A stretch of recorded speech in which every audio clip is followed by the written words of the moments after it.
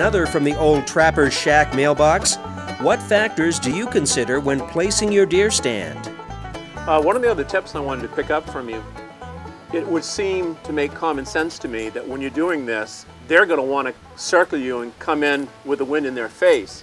So how do you set up your stands, because your scent's blowing down on them, yet they're coming into the grunt? You want to put yourself, usually if I'm not much of a stand hunter myself, I'm usually moving through the woods. I still hunt and stalk, and then if there's snow, I track.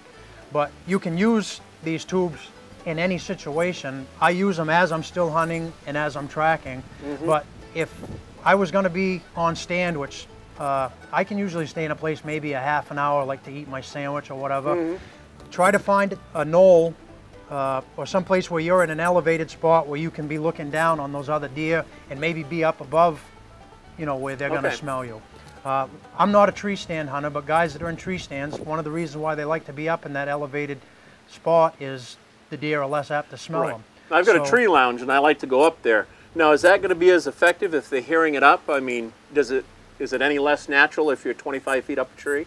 I don't know about 25 feet because I never go up that high, but if you're in a normal, like most ladder stands that are like 10 feet off the ground, those deer, especially in Maine, we don't have flat terrain. Usually it's, even if it's not mountainous, it's hilly and, you know, there's little knolls and knobs. Right, exactly.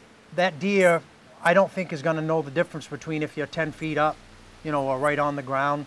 Whether you're using a ground blind or a ladder stand, I just put myself in a spot when I'm going to use the call to try to use the wind in your favor as much as possible.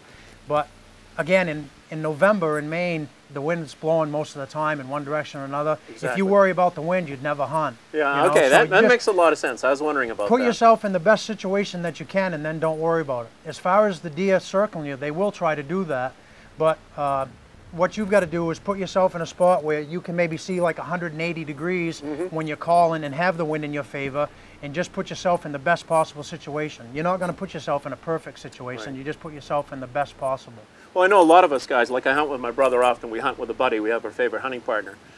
Does it differ? Would you like go 10 or 15 yards away from me if you were going to try and call for me? Let's say I've tagged out and I'm with my brother hunting and, you know, I want to help him and I'm trying rattling and grunting and calling. Should I do that a little bit away from where the shooter is? I don't. Normally when I'm guiding my clients, when I call, I sit right beside them. I'm usually in a ground blind. We don't do much with tree stands in November. And what I try to do is find a place in an elevated area where we can see like 180 degrees, and I'll call so that they can just be paying attention to, you know, the direction that we're hoping the deer comes from. Another thing that I'd give for a tip is a lot of people, when they blow too much and they blow too long. Like with a buck grunt, you don't want to get on this thing and go, because that's not what they normally sound like. It's a short burst. It's more like this. Do they do 2 or 3 or 4 in a row? I usually do 2 or 3. Okay. I usually do 2 or 3 short bursts. That's how I do it. And then you wait 10 or 15 minutes? 15 minutes. Okay. Then maybe I might call in a spot for an hour, and if I don't have any luck there, then I might move on, you know, a few hundred yards in the woods and sit down and try it again. Sounds great. I know a lot more. I appreciate it.